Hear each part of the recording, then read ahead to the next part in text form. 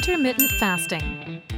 The basic principle is to live on an empty stomach without eating for a period of time. Intermittent fasting varies from eating one meal a day to drinking only vitamin and mineral juices for a week. There are several known methods for intermittent fasting. Today, I will introduce 6 methods. 1. The 16-8 method. Fast for 16 hours each day. It is most popular. The 16-8 rule is to eat on the rest for 8 hours after you have eaten nothing for 16 hours of the day. The most realistic way is to have dinner every day, skip the next morning, and have lunch at 12 p.m. Many people say, I always skip breakfast. But here are some principles to follow. Dinner is about 6 p.m., and you shouldn't really eat anything until lunch the next day. Never snack or have a small snack. You can drink water or coffee. Do not add sugar to your coffee. There is also a limit to the amount of meals. If you binge at lunch and dinner, your stomach will be burdened and you will not lose weight. If you're aiming to lose weight, you should reduce your daily food to about 1,500 calories.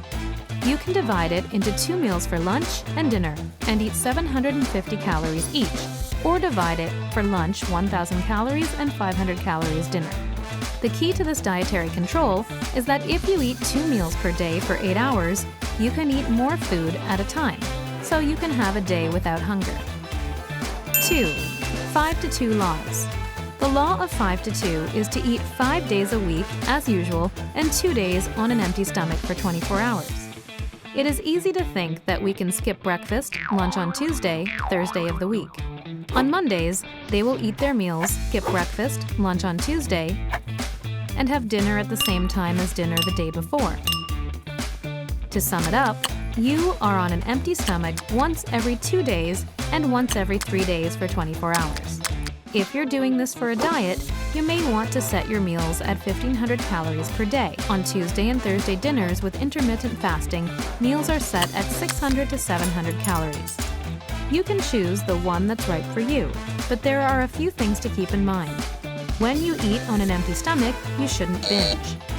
If you binge after a long hunger, it's not just intermittent fasting, but intermittent binge eating. 3. Eat, stop, eat, fasts 24 hours, once or twice a week. One day fasts at dinner and the next day dinner is 24 hours fast.